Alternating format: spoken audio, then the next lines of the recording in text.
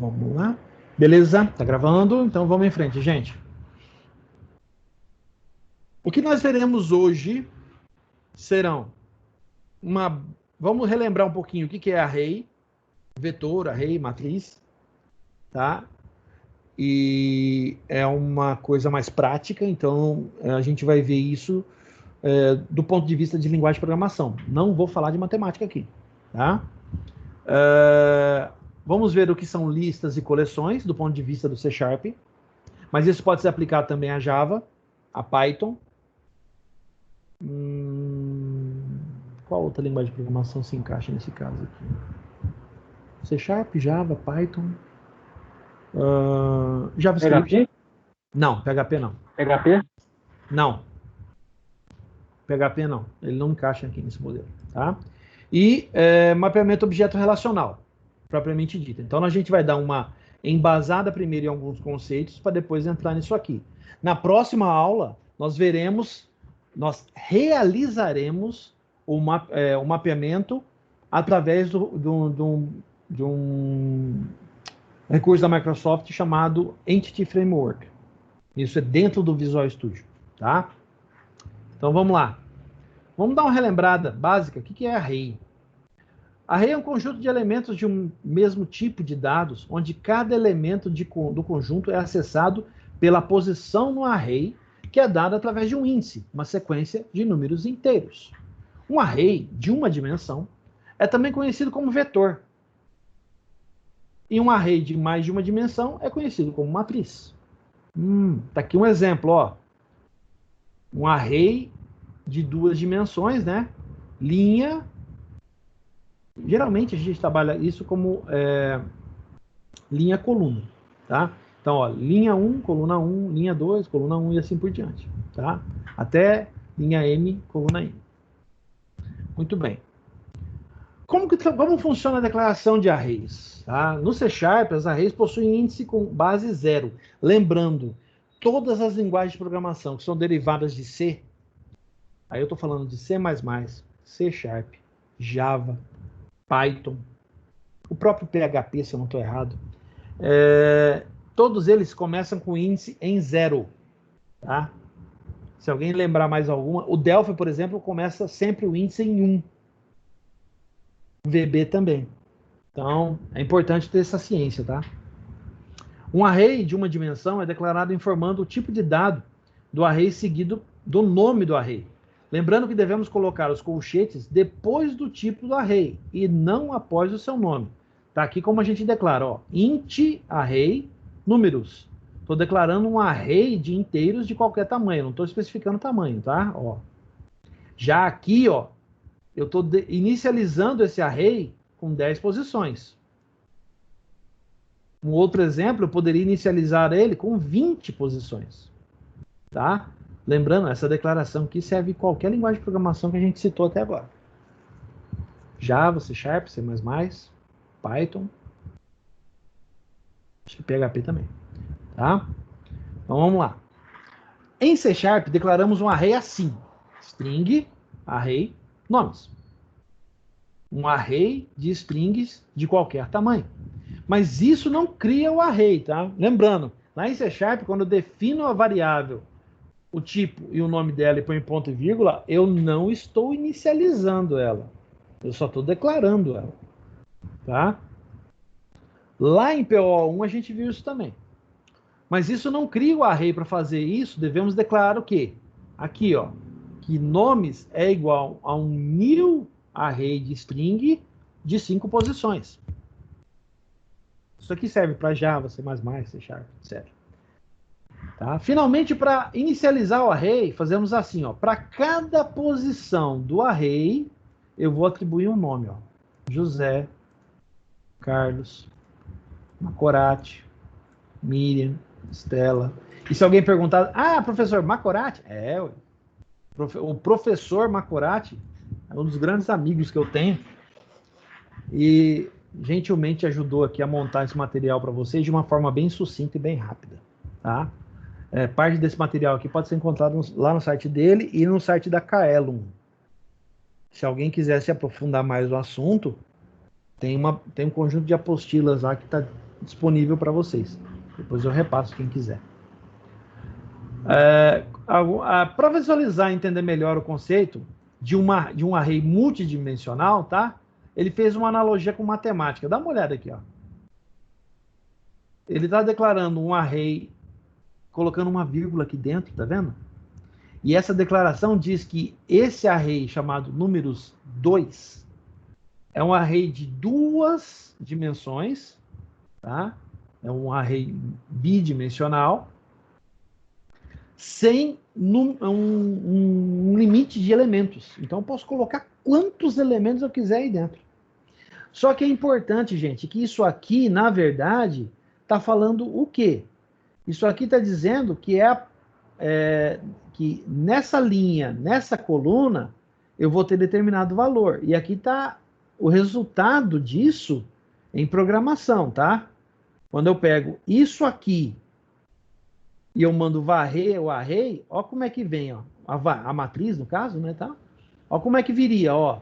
Na posição, na coluna 0, na linha 0, tem o número 1. A posição 0,1 tem o número 2, e assim por diante, ó. E aqui está o jeito que a gente visualizaria isso aqui lá em programação. Desculpe, em matemática, tá? Uma visualização matemática dessa programação. Certo? Então, na verdade, isso aqui é só para relembrar, tá? Acredito que vocês tenham visto isso lá em lógica de programação, lá em algoritmos e tal. Isso aqui é só para lembrar, só para ter uma noção, tá? Não se peguem nisso aqui, não. Listas e coleções. Agora que a gente entra num negócio que é importante, tá? Vamos lá. Se quisermos armazenar muitas contas na memória, quando digo contas, estou falando de contas bancárias, podemos fazer uso de arrays, os quais nos possibilitam guardar uma quantidade de elementos e depois acessá-los de uma forma fácil. Podemos. Mas o problema é que manipular um array não é fácil. Olha só como é que faz para varrer isso aqui. Você tem que ter um for que varie para linha e outro para coluna. Então é de um for dentro do outro, tá? É complicado. Tem gente que prefere trabalhar desse jeito, tá? Mas existem formas mais simples de fazer isso, usando listas e coleções, por exemplo. Agora vamos lá, ó. Por exemplo, imagine um array com 5 contas guardadas. Um único array tem 5 objetos conta lá dentro guardado. Se quisermos remover a posição 1, lembrando que eu estou falando de array, como é que eu removo isso de uma forma fácil? Eu vou lá e apago da memória. Eu não vou ter que reordenar o array inteiro? Vou ter que reordenar tudo. Lá naqueles algoritmos de ordenação, lembra? E se eu quisesse inserir um elemento no meio do array? Eu tenho lá, agora eu tirei eram 5, tirei uma, ficou 4 contas. Aí eu quero colocar de novo uma quinta conta, mas eu quero que ela seja a terceira conta a aparecer. Como é que eu faço isso? E outra, como é que eu vou fazer para ordenar as contas, sendo que o número da conta, ele faz parte do objeto e eu não posso abrir o objeto para fazer essa ordenação? Como seria para ordenar um array de objetos desse jeito? Pensem um pouquinho o tamanho do algoritmo que isso teria para fazer essa ordenação. Estamos falando de um algoritmo aí complicado. Não é uma coisa muito fácil de fazer. Porque ordenar um array de inteiros é uma coisa. Ordenar um array com nomes é uma coisa. Agora, ordenar um array com objetos, sendo que cada objeto tem suas próprias propriedades, não é tão fácil assim. Tá? Então, como que a gente resolve isso aí? Para resolver esse tipo de situação, a gente trabalha em C# com um negócio chamado collection, ou as coleções, as famosas coleções que tem no .NET. Tá? Qual que é a diferença entre uma collection e um array? Vamos lá, vamos observar aqui. Ó. Uma coleção também armazena um conjunto de valores da mesma forma que um array. A diferença é que uma coleção armazena elementos como objetos, object. Portanto, as coleções têm capacidade de colecionar itens do tipo object. Array não. Array, você está informando que naquela posição do array existe um objeto. Para a coleção, não. A coleção é do tipo do objeto que você está trabalhando. Eita! Entenderam a diferença? As classes de coleções podem ser encontradas no namespace System Collections. E elas dão suporte a... Olha só, olha quantos objetos já tem disponíveis neste Collections para vocês usarem. Ó, objetos prontos, tá? Com métodos prontos, propriedades prontas para vocês usarem. Pilhas, filas, listas e hash tables. Já tem pronto. Você não precisa criar. Sendo que a maioria das coleções implementam as mesmas interfaces e essas interfaces podem ser herdadas para criar classes de coleções mais especializadas. Vamos supor que você tem uma lista de funcionários. Eu não podia ter uma coleção chamada funcionários? Poderia. E essa coleção funcionários poderia herdar de um list do tipo funcionários. E uma vez que ela faz isso, ela herda todas as funcionalidades que estão estabelecidas em System Collections. Resultado, você vai ter que escrever o quê? Praticamente nada. Você só põe para herdar e deixa a coisa acontecer. Entenderam? Vamos mais em frente para ficar mais claro. Algumas características das coleções. As coleções aceitam qualquer tipo de dados. Inteiros, strings, double, float e object. Importante. As coleções fazem conversão implícita dos tipos de dados para objeto. Então, lembra que em C# tudo é objeto? Lá em PO1 eu cansei de fazer vocês responderem isso. Lembra? Em C# tudo é objeto. Lembra? Pois é. Uma vez entendido isso, as coleções, elas fazem o quê? A partir do momento que você passa o tipo de dado que aquela coleção vai manipular, ela trata aquele tipo de dado como sendo um objeto. Isso fica muito mais fácil de você manipular. Você consegue acessar as coisas dentro do próprio objeto. De uma maneira simples. Sem ter que fazer nenhum tipo de maracutaia maluca para poder acessar o que tem dentro da coleção. Ao tratarmos os itens das coleções, temos que fazer o caminho de volta. Então, você pega o objeto, o tipo do item, via cache. Então, o que? Lembra? Dentro da coleção, está como objeto. Mas, na hora que você vai ler aquela coleção, aquele objeto passa a ser funcionário. A classe funcionário. Lembra lá de orientação a objeto? Como é que a gente fazia isso? Eu abria a coleção e falava que um funcionário recebe aquela posição da coleção. Imediatamente ele já pega aquele objeto e joga para o tipo que você está fazendo. Tá? Vamos continuar. As coleções não exibem suas propriedades do IntelliSense. Você precisa codificar isso de uma forma adequada para as propriedades poderem aparecer. Tá? O tamanho de uma coleção é gerenciado automaticamente de forma dinâmica. Quer dizer que quando você cria uma coleção, você não precisa especificar o tamanho dela. Ela cria com a coleção base e ali, a partir dali, você pode colocar quantos elementos na coleção couberem na sua memória. Quando eu digo sua memória, eu estou falando memória do PC ou do servidor onde está rodando a aplicação. Por isso é que é tão importante a gente entender como funcionam as coleções, porque coleções são os principais tipos utilizados pelo mapeamento objeto relacional. Eu estou fazendo a analogia direta de uma coleção com uma tabela. Entendam isso, tá? E as coleções possuem métodos que permitem incluir, alterar, remover, copiar seus elementos. Não é só isso. Coleção permite fazer uma porrada de coisa. Inserir na posição que eu quero, remover da posição que eu quero, ordenar pelo campo que eu quiser. Então, quer dizer, toda aquela parte de algoritmo que a gente fez lá atrás, aqui já está pronto. Mas tem que saber usar. Tá? Vamos em frente, ó. alguns namespaces, né, algumas bibliotecas que estão disponíveis em system.collections. Então, o que a gente pode usar?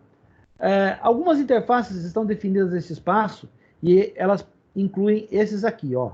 IEnumerable, IEnumerator, iCollection, iList e iDictionary. Essas interfaces, elas fornecem os métodos necessários para manipular cada uma dessas coleções diferenciadas. Então, a coisa já vem pronta. Você não precisa codificar nada. A não ser que você queira. Aí você pode mandar criar um objeto implementando essa interface e você codifica do jeito que você quiser. Mas se você quiser usar ela pronta, está disponível, pode usar a hora que você quiser. Tá? Aqui algumas classes que nós temos disponíveis no System Collection que usam a interface eCollection. Nós temos lá stack, pilha, queue, fila, bit array, que é um array de bytes, e uma coleção especializada de nome e valor. Entenda nome e valor como sendo uma espécie de dicionário. Para o código tal, eu tenho a palavra tal. Nome, valor. Isso é muito utilizado na web, tá, gente? Para programação para web. Vamos lá? Aqui, falando em algo que lembra o dicionário, né? Nós temos as seguintes coleções disponíveis. Sorted list, lista ordenada. Hash table, dicionário híbrido, ou hybrid dictionary, e list dictionary. Um dicionário em forma de lista para você poder usar. Já está pronto, é só você usar. Nós temos... Esses aqui são importantíssimos, tá? Esses aqui são primordiais, a gente usa muito, tá? Que são as seguintes classes. Array. Quer dizer que System Array, ela implementa iList? Array List e String Collection. Opa, tem uma coleção especializada de strings. Pronta para você usar. Como é que a gente usa isso? Ó, a classe list, que faz parte, né, do namespace System Collections Generic, e portanto também é genérica. Quando eu digo genérica, eu estou dizendo o quê? É isso aqui, ó. Genérica é sempre representada, ou sendo representada, né, por list de T, aqui, ó. Aonde T é o tipo dos itens que a coleção irá conter. Então, eu posso ter... Deixa eu mudar aqui uma coisinha para mostrar para vocês, tá? Só um instantinho. Eu posso ter o quê? Vou abrir no Visual Studio para que todo mundo consiga enxergar. Tá? Hoje a gente não vai programar no Visual Studio, tá, gente? Então, pode ficar tranquilo quanto a isso. Eu vou continuar sem código. Deixa eu compartilhar a minha segunda tela para que todo mundo me acompanhe. Só um pouquinho. Aqui. Beleza. Vamos lá? Eu vou criar aqui um projeto rapidão, só para a gente poder testar isso, tá? Vou criar uma solução em branco. ADS-2020-1-N2. Eu vou colocar tudo aí que eu vou usar durante a N2, tá? E aqui dentro eu vou criar um projeto com a aula de hoje. Isso aqui é só para a gente poder testar, tá? Então, aula-2020-04-28. Opa! Ai, que doideira. Aula-2020-04-28. Criar. Beleza? Olha só. Vamos voltar aqui na teoria para observar isso aqui, tá? Para que todo mundo possa me acompanhar. Quando eu falo list de T, eu quero dizer que então que... Opa! Ó, cortando aqui, querendo se intrometer na conversa. Quando eu digo list de T, eu estou dizendo que é uma lista genérica onde T pode ser qualquer tipo. Professor, o que isso quer dizer então? Isso quer dizer isso aqui, ó. Eu venho aqui, Ó, olha aqui em cima, ó. Já estou usando o namespace System Collection Generic. Beleza? Então vamos lá, ó. List de inteiros, números, recebe um new list de inteiros. Ponto e vírgula. Muito bem. Agora eu tenho list de double, outros números, recebe um new list de double. Muito bem. Agora eu vou fazer mais um. Só que dessa vez eu vou fazer uma classe aqui, ó. Eu vou criar uma classe aqui embaixo, ó. Pessoa, tá? Aí eu vou colocar public int e getSet public string nome getSet. Só para ilustrar, tá? E aqui, ó, repara, eu fiz uma lista de inteiros, eu fiz uma lista com double e eu vou fazer uma lista de pessoa. List pessoa pessoas é igual a um new list pessoa. Ah, professor, mas isso aqui não é parecido com aquilo que a gente fez na API para simular o banco de dados fake? Sim, é parecido. Na verdade, é a mesma coisa, tá? Mas o importante é entender isso aqui, ó. Ó, vou dar o zoom para mostrar. Isso aqui, ó. Isso aqui quer dizer o quê? Se eu for voltar na teoria e observar isso, ó, list de T. T é o tipo dos itens que a coleção irá conter. Então, no Visual Studio, eu estou dizendo aqui, eu tenho uma lista chamada números, que é uma lista de inteiros. Outros números é uma lista de double. E pessoas é uma lista de pessoa. Sendo pessoa uma classe. Entenderam? Vamos voltar lá. Por que é importante saber isso? Porque o mapeamento objeto relacional trabalha com isso aqui, tá? Ele usa isso aqui. Especificamente isso aqui, ó. Tá? Vamos seguir lá. Vamos voltar aqui, ó. Aqui. Nada, ó. Como utilizar, né? Para utilizar, lista genérica precisa definir o tipo de dados que a coleção irá conter. Tá aqui, ó. Lista de string, ó. Lista string. Uma vez declarado, o C# saberá lidar com aquela lista, solicitando sempre os itens do tipo que foi definido. Se eu tentar atribuir um valor que não seja inteiro aqui, ó, vai dar erro. Vamos comprovar? Ó, se eu vier aqui colocar números.add, o que ele espera que eu adicione em números? Vamos lá, vamos ver, ó. Olha aqui o help, o que o help está falando? Deixa eu dar um Windows mais aqui para que todo mundo possa ver. Olha só o que o help está falando aqui, ó. Adicionar um objeto para o fim da lista. Mas que tipo de objeto? Ó o mouse, aqui, ó. add int item. Ele espera um inteiro, certo? Se eu colocar aqui 10, ele vai aceitar.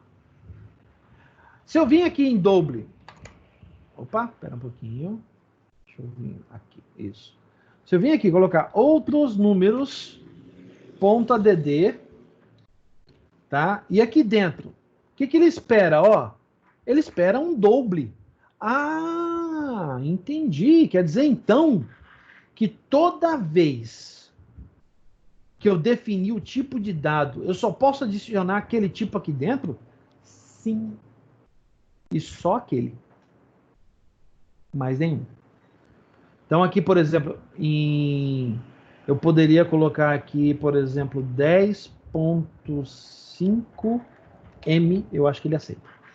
Ah lá, ele aceitou. Não? Ah, tá. Desculpa. Aqui. Aqui ele aceita. Isso. Se eu colocar um número grande também, estilo dobro, ele vai aceitar também. Lembrando que o 10 aqui, 10,00000, tá? Isso é doble, tá? Lembrem-se disso. Aqui é a mesmíssima coisa. Se eu vier aqui colocar pessoas.add, o que ele vai deixar de adicionar aqui dentro? Apenas instâncias da classe pessoa. Olha só o que eu acabei de dizer. Instâncias da classe pessoa. Então, eu teria que vir aqui antes, colocar pessoa, chamado de Luiz, é igual a new pessoa. Aí aqui dentro eu vou definir o valor, ó, o ID é igual a 1 e o nome é igual a Luiz. Aí aqui dentro eu coloco ali, ó, ADD é o quê? Luiz. Pronto, ele aceitou. Ah, professor, não tem um jeito melhor de fazer isso? Gente, lembra que lá em PO1 eu ensinei para vocês como criar instâncias de objeto? Então, aqui a gente põe em prática, tá? Ó, outra forma de fazer isso é isso aqui, ó. Pessoas.add. Eu coloco new pessoa. Aqui dentro eu coloco ID igual a 2. Nome. Oh, caramba. Nome. Isso. Igual a Maria. Lembram-se disso? Lá em PO1 a gente viu como fazer isso. Então, vamos voltar aqui ao modelo normal. Muito bem. Vamos voltar para a nossa teoria. Vamos lá. Continuando. Importante, a única coisa que eu quero destacar aqui para vocês é isso aqui, ó. Type safe. Um exemplo disso pode ser visto na figura abaixo, onde o IntelliSense deixa claro qual tipo de dado deve ser inserido na lista. A gente viu isso na prática, tá? Isso aqui, ó. Olha lá. Ele especifica qual tipo de dado que tem que ser colocado. E isso é considerado que essa lista é type safe, ou tipo seguro. O que ela quer dizer com tipo seguro? Quer dizer que não é algo que você não saiba o valor. É uma lista fortemente tipada. Essa expressão vem daí, tá? Fortemente tipado quer dizer que é algo muito bem específico. Essa lista só pode conter objetos do tipo pessoa. Qualquer coisa que derive de pessoa pode ser adicionada ali? Sim. Então, por exemplo, se eu tivesse pessoa física, pessoa jurídica, ele aceita? Aceita. Vamos fazer isso na prática? Vamos pegar o Visual Studio aqui, ó. Olha lá. Class pessoa, tá? Eu vou criar aqui rapidinho, tá? Class pessoa física herda de pessoa. Olha lá. A única coisa que eu vou adicionar aqui, pessoa física, eu vou colocar CPF, tá? Public string CPF. Só isso. Mais nada. Ó, get set. Class pessoa jurídica, em maiúsculo, né? Jurídica, herda de pessoa. Opa. Aqui, muito bem. Aqui. Oh, meu Deus do céu. Aí. Vamos lá. Vou colocar um CNPJ aqui, ó. Public string CNPJ. Só isso. Vamos lá. Get e set. Alguém pode, por um acaso, tá batendo um déjà vu aí de PO1? Pois é, lembra que eu falei que a gente, nessa disciplina, a gente vê praticamente tudo que a gente viu no curso? Pois é, ainda mais quando o professor deu a mesma disciplina anterior, tá? Então vamos lá. Olha só, será que é válido? Será que eu posso colocar pessoa física e jurídica ali dentro? Vamos fazer um teste, ó. Vamos colocar pessoas. Não, pessoas. Isso. Ponto .add. Vamos criar um pessoa física? New pessoa física. Olha lá. Eu vou colocar ID igual... Opa, já tá tudo certinho ali, já viu? 3. O nome, física, né? Igual Jurema. E o CPF, né? O CPF da Jurema, vou colocar 1, 2, 3, 4, 5, 6, 7, 8, 9, 0 e 1. Para dar 11, né? Beleza. Ó, deu certo, hein? Ele aceitou, tá vendo? Se eu fizer para jurídica, vai dar na mesma. Ele aceita. Então, quer dizer, quando o tipo fortemente tipado da coleção é uma classe real e você herda essa classe, o que acontece? Você cria classes filhas que herdam dela, todas as filhas podem ser adicionadas nessa coleção aqui. Isso é um conceito muito importante, gente. Lá em PO1 a gente viu uma coisa parecida, mas a gente andou por cima, bem a flor da água, vamos dizer assim, tá? Em PO2, que é uma disciplina que o pessoal de ciência tem, e acho que é só ciência e engenharia, né, que tem essa disciplina, em PO2 a gente vê isso mais profundamente. Então, o que eu estou explicando para vocês aqui, o pessoal de PO2 está vendo também, tá? Então, as coisas são bem parecidas. Beleza? Vamos voltar para a teoria? Olha lá, algumas propriedades interessantes. Capacidade. Representa o número de elementos que a lista pode suportar sem que precise ser redimensionada. A partir desse número, novos elementos farão com que o compilador aloque mais memória para a lista. Tá? Isso, capacidade. Você pode setar a capacidade dela logo no início, quando você está iniciando ela. Mas geralmente a gente não faz isso. Deixa por conta própria que o compilador se vira. Tá? Agora, essa aqui é muito utilizada, tá? Count. Conta a quantidade de itens que atualmente existe na lista. Isso aqui é fantástico, porque no mapeamento objeto relacional, é como se eu estivesse fazendo um select count numa tabela. Ele conta o número de registros que tem na tabela. Olha que legal. Sem eu precisar fazer select, eu não fiz nada, não executei comando nenhum. Só pedi a lista, ponto, count. Professor, como é que fica isso lá? Ó? Eu acho, inclusive, não sei se eu acho que... Se eu não estou errado, eu já mostrei isso para vocês. Tá? É pessoas, ponto count. Olha lá.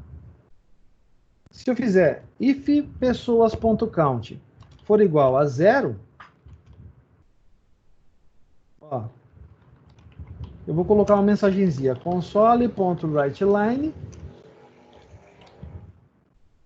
vazio. Olha só. Agora pensa comigo o seguinte, a partir do momento que você está usando o mapeamento objeto relacional, pessoas não representa mais uma coleção, e sim uma tabela mapeada para código. Então, pessoas seria a tabela inteira. Se eu dou um count aqui, ele poderia vir com quanto? Depende do tamanho da tabela, sei lá, 1.000 registros, 2.000, 10.000, e assim por diante. Então, olha o quanto isso aqui economiza para você. Olha a funcionalidade. E aqui eu só estou andando na flor da água. Eu nem mergulhei no lago ainda. A gente vai mergulhar agora. Dá uma olhada no que mais o .NET dispõe para a gente quando a gente está mexendo com coleções. Métodos. Olha só. Os métodos de coleção, os mais comuns para list, tá? Ó, o add a gente já conhece. O add_range, que ele pode adicionar um volume de registros ou de itens para dentro de uma coleção. Olha que legal. Você pode pegar uma coleção inteira e jogar dentro da outra. Muito legal. O clear, limpa a coleção, tá? Contains, ele verifica se determinado item existe dentro da coleção. Detalhe, isso aqui ele verifica. Se existe, ele retorna true, se não é false. Pô, lá no SQL tem um trampo desgraçado para ver se o registro já existe ou não. Aqui é moleza. Aqui é assim que faz, tá? Aqui tem um exists, que aí você pode especificar um determinado predicado, ou no caso do SQL, uma cláusula where. Olha que legal, dá para escrever uma cláusula where aqui dentro, em formato específico de predicado, e o .NET pesquisa dentro da coleção para ver se aquele registro existe lá dentro. Ah, que legal, né? Muito bom, isso aqui é muito bom. Find, o exists, ele não retorna, ele retorna booleano, tá? O find, ele retorna o item. Então ele faz a busca dentro da coleção e retorna o item para você. Olha que legal. Tá? O find all é quando você coloca um predicado que, por exemplo, eu quero todas as pessoas cujo nome começa com a letra A. Aí vem lá, sei lá, 200 registros. Ele retorna tudo para você em formato de coleção. Olha que legal. O for each. O for each é aquele for de coleção, né? Então o que, que ele fala? Ele pega, para cada item daquela coleção, faça tal coisa. Então vamos imaginar, eu tenho uma coleção de pessoas e eu quero adicionar R$ 600 a mais na conta de cada um deles. Aí fica a pergunta, o que é tão difícil para o pessoal da Receita e da Caixa Econômica fazer isso, né? Pois é, eu também não sei. Vamos lá. Insert, ele permite inserir em determinada posição dentro da coleção o item específico que você está manipulando. Então, lá na posição 20, eu quero que insere um item a mais ali. Então, ele vai abrir um espaço, colocar o item ali para você, reordenar a coleção inteira para você, sem você sequer ver. Tá? O Insert Range, que ele insere um conjunto ou uma coleção em determinada posição.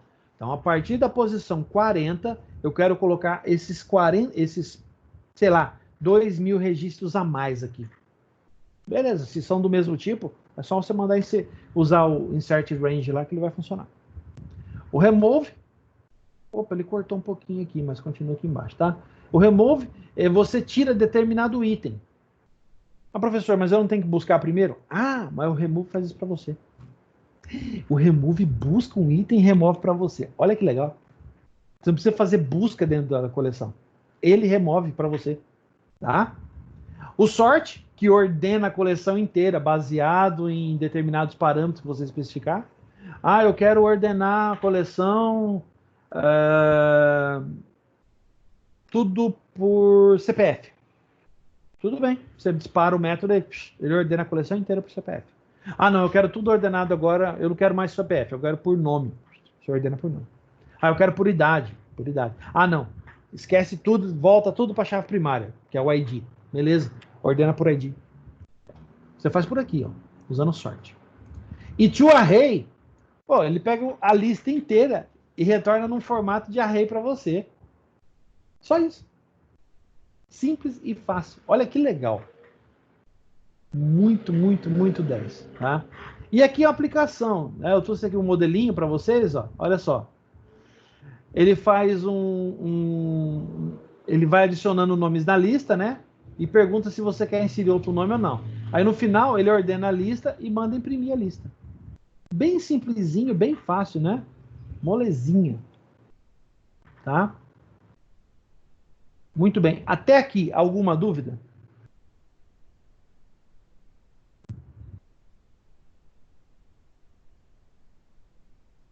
Ninguém? Vou entrar no ORM, hein? Muito bem. Vamos lá. ORM, mapeamento objeto relacional. Primeiro de tudo, o que é?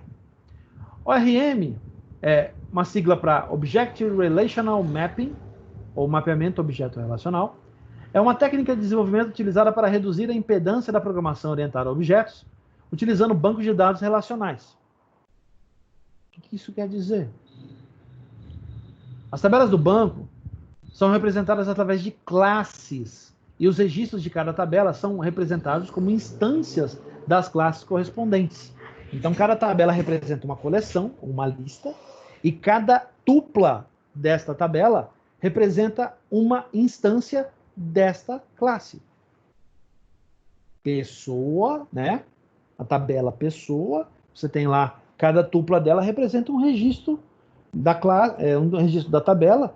No mapeamento objeto relacional, ela vira uma coleção ou uma lista, e cada item desta coleção é uma instância da classe pessoa. Ah, é só isso, não é? E não é, né? Com essa técnica, o programador não precisa se preocupar com os comandos em linguagem SQL. Mais ou menos. Não é bem assim, não, tá?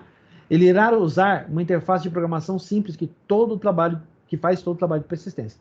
Isso é verdade. Não é necessária uma correspondência direta entre as tabelas de dados e as classes do programa. De fato, não é necessário bater uma coisa com a outra. Tem uma forma de você fazer um mapeamento delas. Por exemplo, você ter uma única instância de pessoa lá no banco, que mistura pessoa física, pessoa jurídica e tal, e quando vem para o mapeamento objeto relacional dentro do seu programa, você separa uma classe abstrata pessoa, uma classe filha pessoa jurídica e uma classe filha pessoa física. Entendeu? A relação entre as tabelas, onde originam os dados e o objeto que disponibiliza, é configurada pelo programador, isolando o código do programa das alterações à organização dos dados e nas tabelas do banco de dados. Uma coisa, tabela é uma coisa, banco é uma coisa, código é outra. Bem diferente. Tá? A forma como este mapeamento é configurado depende da ferramenta que estamos a utilizar.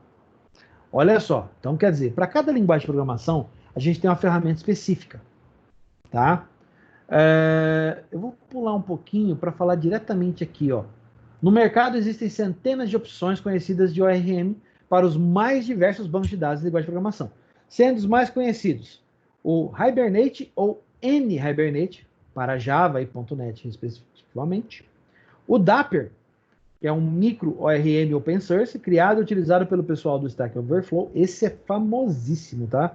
Quem trabalha com programação aí, já deve ter ouvido falar do Dapper, tá? Dapper é muito fácil de trabalhar com ele, tá? Tem versão para Java, tem versão para .NET, tem versão, nossa, para trocentas linguagens de programação. Tem para Python, para PHP, nossa. E o Entity Framework da Microsoft, também chamado de EF. Tá? Aqui a gente tem o entendimento desse conceito, trabalhando aqui com isso bem cru, tá? Bem nu e cru. Como funciona? Aqui no banco. E aqui na linguagem de programação. Repara, ó, a tabela cliente, a tupla da tabela cliente vira uma instância de classe, da classe cliente, cujas propriedades são os valores que tem na tupla de registro do banco. Isso, a grosso modo, é mapeamento objeto relacional. Tá? Aqui tem um outro exemplo bastante interessante. Como é que fica essa estrutura aqui, ó, utilizando o mapeamento rígido, que a gente chama de mapeamento rígido dentro do Entity Framework, tá? Como que funciona? Ó, o nome da tabela lá no banco é TB Mapping Customer. Só que no teu programa, o nome da classe é só Customer. Tá? Aí olha só, o nome da coluna na tabela é CST-ID. Aqui no código, o nome é ID. Não tem esse CST. Então, mais uma vez, ele está mostrando o quê? Que não existe uma rigidez entre o que tem no banco, em termos de nome de campo, nome de tabela. Não existe essa rigidez para o lado do mapeamento objeto relacional. O lado do código, ele é livre, desde que você configure adequadamente para onde ele aponta. Lembra que depende do programador essa configuração? Então, isso aqui, uma vez bem feito e bem configurado, você nunca mais mete a mão. A não ser que o banco mude. Mas aí também, ficar mudando o banco de dados toda hora também é sacanagem. Né? Beleza, ó. Olha só como é que está especificado. Isso aqui é a chave primária, ó. Ela é gerada pelo banco? Sim. Então é uma chave auto-incremento. Ela é chave primária? Sim.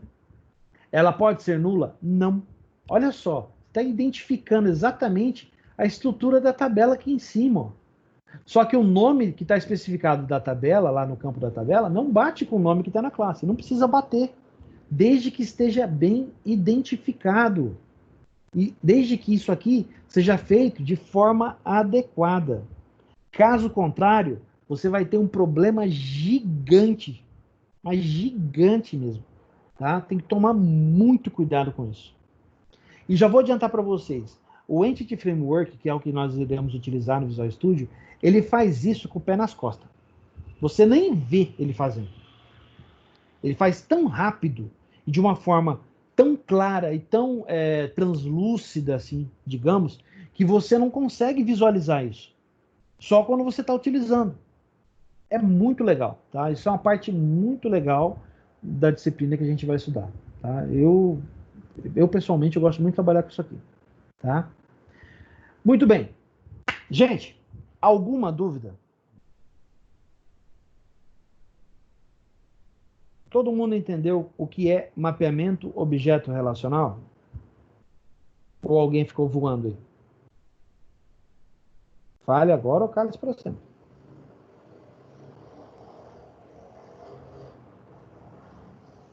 Legal, todo mundo entendeu? Beleza. Fantástico. Então vamos em frente. Atividade. Nós não vamos nem trabalhar hoje propriamente com Visual Studio, tá? Nós vamos nos concentrar na atividade de relatório. Lembra que eu falei que o relatório de agora em diante ele fica um pouquinho mais tenso? Vai ficar um pouquinho mais complicada a coisa agora, tá? Então vamos lá. Baseado nas informações obtidas, pesquise sobre ORM, mapeamento objeto relacional, e busque informações sobre o Microsoft Entity Framework, seus conceitos e utilização. Em outras palavras, eu quero que vocês escrevam um relatório sobre ORM, citando vários produtos, tá? O que é ORM, como ele funciona. Em outras palavras, é uma micro pesquisa, tá? Que eu quero que vocês façam e que vocês busquem informações. Adicionalmente, eu quero que vocês busquem informações sobre o Microsoft Entity Framework, como ele funciona, o que ele é, quais são seus conceitos, quais são as formas de trabalho dele, tá? Ele tem duas formas famosas de trabalho, tá?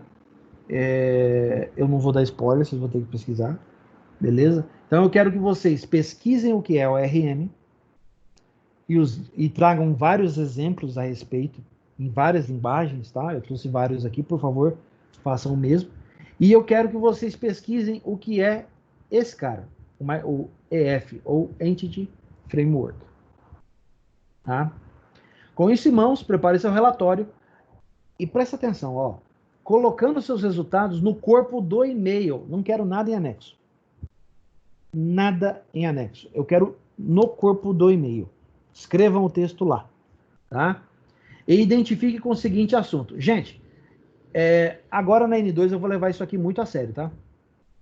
Até agora eu não tenho levado tão assim a sério.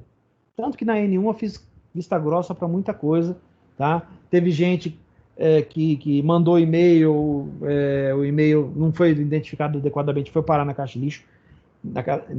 No início no lixo eletrônico. Depois eu mudei e coloquei para lixeira. Ele, se não bater o formato que eu estou esperando, vai parar na lixeira. Tá? E agora eu vou levar isso aqui muito a sério. Mais do que eu levava antes. Então, se mandar o e-mail e não vir com o assunto aqui, eu não vou nem abrir, não vou nem avisar, nem entrar em contato. É zero. É zero de relatório para aquele dia. Certo? Gente, a gente está entrando na N2, né? Nós tivemos um bimestre inteiro para ajustar isso aí. Então agora, isso aqui virou regra. E essa regra tem que ser cumprida. Se não for cumprida, é zero. Tá? Muito bem. Data de entrega, dia 30, estou dando 48 horas, né? Até as 11h59 da noite. Outra coisa também, isso aqui é regra. Não cumpriu, nem entrega. A não ser que você tenha um atestado e seja autorizado pela Adriane, nossa coordenadora de curso. Caso contrário, nem entregue seu relatório. É zero. Tá? É regra. Vou levar isso ao pé da letra e vou ser muito rígido quanto a isso na N2. Tá certo? Muito bem. Alguma dúvida? Fala, Igor. A gente vai trabalhar com o Entity Framework pelo modelo do Cordfish ou vai criar primeiro o banco? Pesquise isso primeiro e na próxima aula eu te falo. Beleza? Sem spoiler, Igor. Sem spoilers. Já que você sabe isso aí, põe no relatório, tá? Vou esperar ansiosamente por essa descrição. Beleza? Muito bem. Gente, mais alguma dúvida sobre o relatório? Nenhuma? Muito bem. Então, encerramos aqui a nossa aula por hoje. Agradeço a todos a presença, tá? Só um minutinho, deixa eu só fazer uma última coisa aqui. Muito bem. O e-mail é o de sempre. Estarei aguardando os relatórios de vocês, tá? Em nome do Uniderp da Croton, eu agradeço a presença de todos. Por favor, cuidem-se. Se Deus quiser, semana que vem estaremos no laboratório, porque essa disciplina agora é só laboratório, tá? Não tem mais teoria. Teoria, estou falando assim, mas se tivesse no laboratório, a gente ia fazer muito mais coisa, tá? E é isso. Todo mundo se cuidando. Se puder, fique em casa, tá? E semana que vem, se tudo correr bem, nós estaremos lá no laboratório da Uniderp esperando vocês. Falou? Gente, um grande abraço. Qualquer coisa, eu estou no WhatsApp, vocês sabem disso, basta me chamar. Micael, estou esperando depois para a gente conversar a respeito dos seus relatórios, tá? Um grande abraço a todos, fiquem com Deus e até a próxima aula, gente. Falou!